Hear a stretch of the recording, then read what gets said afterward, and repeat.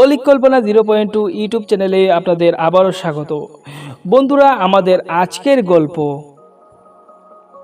অন্ধকূপ।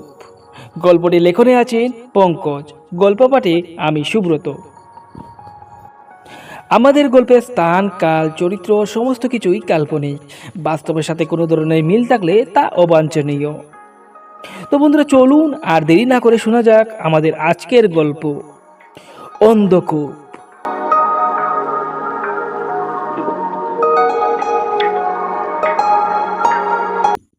অনিল আর রঞ্জন তারা দুই ভাই।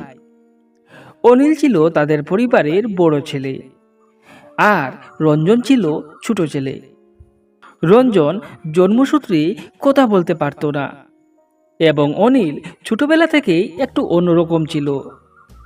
তার মধ্যে ছিল অনেক বেশি অহংকার আর জিদ। অনিলের বাবা পেশা ছিলেন একজন হোমিওপ্যাথিক ডাক্তার। অনিলের বাবার মৃত্যুর পর তার বাবার পেশাটাকে অনিল সে তার পেশা বানিয়ে ফেলে। দীর্ঘদিন ধরে এই পেশা চালিয়ে যাওয়ার পর 24 বছর বয়সে সে একটা বিয়ে করে। বিবাহের পর থেকে পুরোপুরিভাবেই সে বদলে যায়। তার বাবার ছেড়ে যাওয়া সম্পত্তি থেকে অনিল তার ভাই রঞ্জনকে শুধু এক টুকরো জায়গা দিয়ে ঘর বানানোর জন্য, আর বাকি পুরো সম্পদ সে নিজেই একা আত্মসাৎ করে ফেলে। তার এরকম ব্যবহার দেখি রঞ্জন মনে মনে অনেক কষ্ট পায় এবং সে তার ভাইকে সেই এক টুকরো জায়গাটাও দিয়ে দেয়। সে বেচারা মুখে কথা বলতে পারে না, কিন্তু তার আকার ইঙ্গিতে এটাই বুঝিয়ে দিয়ে এবং সে এখান থেকে চলে যায়। অনিল ছিল বড্ড অহংকারী আর বদমেজাজি মানুষ। সে কোনো মানুষকে তার বাড়িতে আসতে দিত না, আর যদি কেউ অজান্তে তার বাড়িতে প্রবেশ করত তাহলে সে তার স্ত্রীকে অনেক অত্যাচার করত। তাদের কোনো ছেলে সন্তানও ছিল না। অনিলের বাজারে একটা দোকানও ছিল, আর প্রায় দিন সে দোকান থেকে ফিরে আসতে অনেকটাই মদ্যপান করত এবং নেশাগ্রস্ত অবস্থায় বাড়িতে এসে অনেক অশান্তি করত। তার বাজারে একটা ফার্মেসি ছিল এবং সেই ফার্মেসিতে আসা মহিলাদের সাথে চিকিৎসার বাহানা করে অনেক অনৈতিক কর্মকাণ্ড সে করত। গ্রামবাসীরা অবশ্য তার এইসব কর্মকাণ্ডের কথা জানত, কিন্তু কেউ কিছুই বলতো না, কারণ যদি কেউ কিছু বলে তাহলে সে তার চিকিৎসা করবে না। আর গ্রামের মানুষের এত টাকাও নেই যে শহরে গিয়ে তাদের চিকিৎসা করবে, তাই সবাই বাধ্য হয়েই চুপ করে বসে থাকে। এইভাবেই অনেক বছর কেটে যায়। অবশেষে দীর্ঘ 16 বছর পর অনিলের স্ত্রী একটা পুত্র সন্তানের জন্ম দেন এবং অনিল পুত্র সন্তানের মুখ দেখে প্রচণ্ড খুশি হয় এবং পুত্র সন্তান প্রাপ্তির খুশিতে সে সমস্ত গ্রামবাসীকে তাদের বাড়িতে নিমন্ত্রণ করে এবং তার নিমন্ত্রণ পেয়ে সমস্ত গ্রামবাসীরাও অনেক খুশি হয়, কারণ যে মানুষটা তার বাড়িতে গেলে প্রচণ্ড ঝগড়া করত সেই মানুষটাই আজ নিমন্ত্রণ করে গেল। তার নিমন্ত্রণে সমস্ত গ্রামবাসী খুবই খুশি এবং তারা সবাই সেই নিমন্ত্রণের ডেট অনুযায়ী তার বাড়িতে গিয়ে পৌঁছায়। অনিল তার ছেলের নাম রাখে অঞ্জন। সবাই তার বাড়িতে আসে এবং তার ছেলেকে অনেক আশীর্বাদ করে। তারপর গ্রামবাসীরা অঞ্জনকে আশীর্বাদ করে সবাই একটা হলের মধ্যে গিয়ে পৌঁছায়। সবাই মনে মনে আশা করে যে এখনই ভোজনের সময় হয়ে গেছে, ভোজন এখনই দেওয়া হবে। কিন্তু দীর্ঘ 30 মিনিট ধরে বসে থাকার পরও কোনো লোক খাবার নিয়ে আসে না। এইভাবে বসতে বসতে একজন 60 বছরের বয়স্ক লোক অনিলকে জিজ্ঞাসা করে ফেলেন, কি রে অনিল, তুই কি কোনো খাবার দাবারের আয়োজন করিসনি নাকি? আমরা সবাই তো এতক্ষণ ধরে বসে আছি, কোথায় খাবারটা নিয়ে আয় তাড়াতাড়ি। তখন অনিল কৌতুক করে হাসতে শুরু করে। তারপর সে বলে, না মশাই, আমি কোনো খাবারের আয়োজন করিনি। অনিলবাবুর মুখের এই সমস্ত কথা শুনে গ্রামবাসীরা একেবারে ক্ষুব্ধ হয়ে পড়ে, কিন্তু তারা কিছুই বলে না, চুপ করেই সেই বাড়ি থেকে চলে আসে। তারপর সমস্ত গ্রামবাসীরা মিলে তার বিষয়ে সমালোচনা করতে শুরু করে। অনিলবাবু যা ব্যবহার করেছেন আমাদের সাথে, এটা একদম ঠিক হয়নি। উনি যদি খাবারের ব্যবস্থা না করতে পারেন, তাহলে আমাদের নিমন্ত্রণ করে এইভাবে অপমান করলেন কেন? উনার এরকম চরম অপমান করা আমাদের উচিত হয়নি। তখন আরেকজন বলে ওঠে, আরে মশাই, আপনি বুঝতে পারছেন না নাকি? আসলে অনিলবাবু গ্রামবাসীকে নিমন্ত্রণ করার পেছনে একটাই কারণ, সেটা হলো লোভ। তিনি একজন লোভী আর স্বার্থবাদী মানুষ। তিনি নিজের স্বার্থ ছাড়া আর কিছুই বুঝেন না। তখন অপরজন বলে ওঠেন, কি বলছেন মশাই? এখানে লোভের কি আছে? উনি সবাইকে নিমন্ত্রণ করেন কিন্তু খাওয়াননি, এটা তো আমাদের অপমান। তাহলে এখানে লোভ কি করছে? তখন সেই লোকটি বলতে শুরু করে, দেখুন, আমি বলছি, গ্রামবাসীরা সবাই মিলে তার ছেলেকে আশীর্বাদ স্বরূপ কিছু না কিছু দেবে, সেই আশায় গ্রামবাসীকে তিনি নিমন্ত্রণ করেন। তবে তিনি গ্রামবাসীদের জন্য একটা পয়সাও খরচ করেননি। এখন বুঝতে পারলেন আপনি? অনিলবাবু তার ছেলেকে নিয়ে খুবই অহংকার করতেন। দেখতে না দেখতেই সেই ছোট্ট অনিলটা আজ 6 বছর হয়ে গেছে।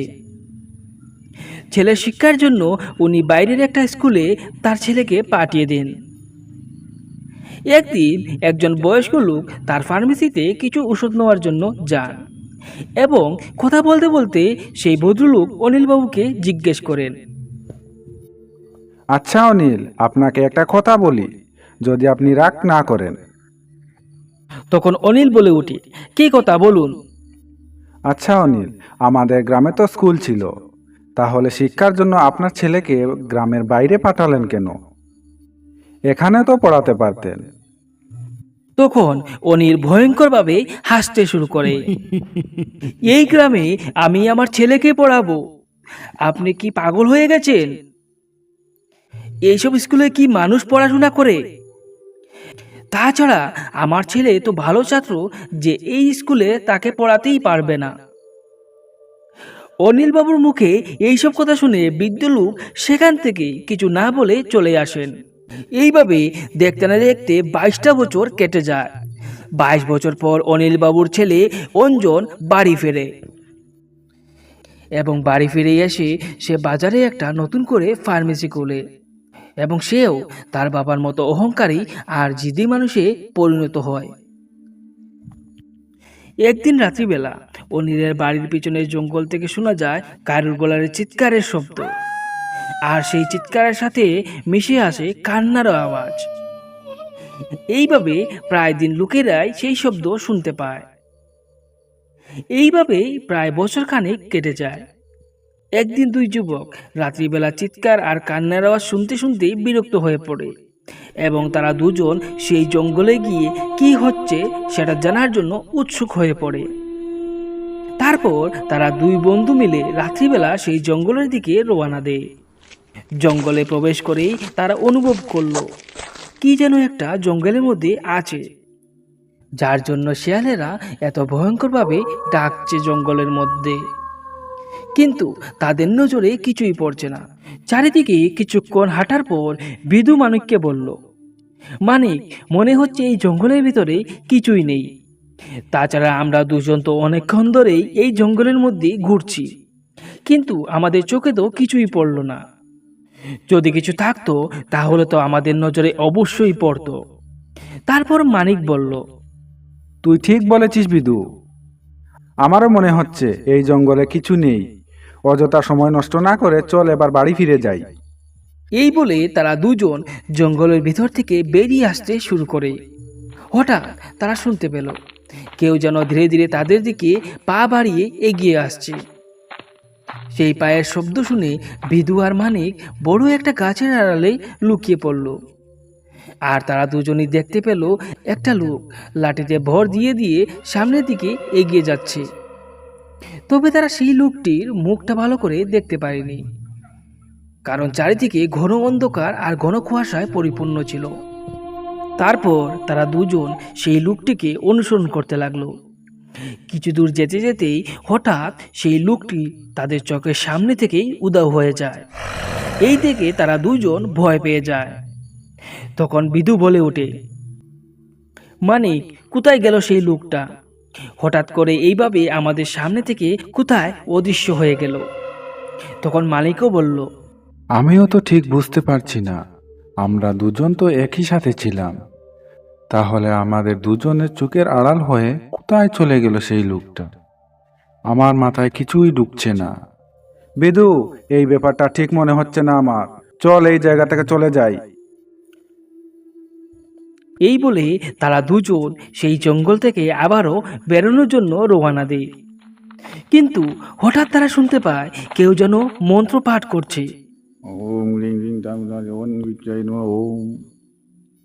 কিন্তু এই মন্ত্রটা কোথা থেকে আসছে তারা ঠিক বুঝতে পারছে না। হঠাৎ তারা দেখতে পায় একটা বাজারের তলায় মাটির নিচ থেকে জোনাকির আলোর মতো কি যেন একটা আলো জ্বলছে নিচ্ছে। তারপর তারা দুজন সেই আলোর কাছে গিয়ে পৌঁছায় এবং মাটির নিচে একটু খোদাই করার পর তারা একটা বাংকার পায়। বাংকার বলতে বন্ধুরা একটা মাটির নিচের গর্তকে বোঝায়। আর সেই বাংকারের উপরে ছাউনিটা ছিল বাঁশের পাতার আর লতা পাতা দিয়ে তৈরি করা। কেউ দেখলে বুঝতেই পারবে না যে এটা বাঁশের তৈরি করা একটা বাংকার। তারপর তারা সেই বাংকারের ছাউনিটা ধীরে ধীরে খুলে এবং সেখানে প্রবেশ করে। ভিতরে প্রবেশ করার পর মানিক বিদুকে বলে, একই দেখছি বিদু আমি। এটা বাংকার নয়, এটা তো দেখছি অন্ধকূপ। তখন বিদু আস্তে আস্তে বলে, ধীরে ধীরে কথা বল, নয়তো কেউ শুনে ফেলবে, তাহলে আমরাই বিপদে পড়ে যাব। এই বলে তারা দুজন ধীরে ধীরে সামনের বাংকারের দিকে প্রবেশ করতে লাগলো। সেই বাংকারে কিছু দূর যাওয়ার পর তারা যা দেখতে পেল তা দেখে তারা হতভম্বের মতো দাঁড়িয়ে পড়ল। তারা দেখতে পেল সামনের মাটিতে বসে আছে অঞ্জন, আর অঞ্জনের চারিপাশটা মোমবাতিতে আলোকিত হয়ে আছে। এবং তার থেকেও ভয়াবহ দৃশ্য হচ্ছে তার সামনে মাটিতে পড়ে আছে একটা লাশ, এবং সেই লাশটার উপর সে কি সব মন্ত্র উচ্চারণ করেই যাচ্ছে পাগলের মতো। ওম রিং রিং টাম টাম চায় তোহা তোহা। এই ভয়ঙ্কর দৃশ্য থেকে তারা দুজন ভয়ে কাঁপতে শুরু করে। তখনই অঞ্জনেরও মন্ত্রপাঠ শেষ হয়ে যায় এবং চোখ খুলেই তাদের উপর নজর পড়ে। তখন অঞ্জন বলে ওঠে, কে তোমরা? এখানে কেন এসেছ? এবার তারা দুজন অঞ্জনের কোনো কথার উত্তর না দিয়েই সেখান থেকে পালানোর চেষ্টা করে। কিন্তু অঞ্জনের কালো শক্তি তাদের পালাতে দেয় না। অঞ্জনের মন্ত্রপাঠ করা সেই লাশটা এবার জীবিত হয়ে ওঠে এবং তাদের দুজনকে টানতে টানতে সেই যজ্ঞের সামনে নিয়ে আসে।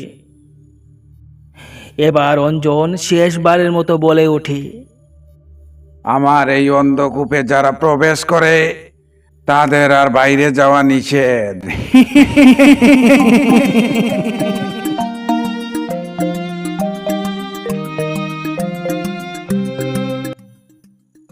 আপনারা এতক্ষণ শুনছিলেন আমাদের আজকের গল্প অন্ধকূপ। গল্পটি যদি আপনাদের ভালো লাগে তাহলে অবশ্যই আমাদের ভিডিওটিকে লাইক করে যাবেন এবং চ্যানেলটিকে সাবস্ক্রাইব করে দিতে ভুলবেন না। দেখা হচ্ছে আবারও কোনো নতুন ভৌতিক গল্পে। ততক্ষণের জন্য সবাইকে শুভরাত্রি।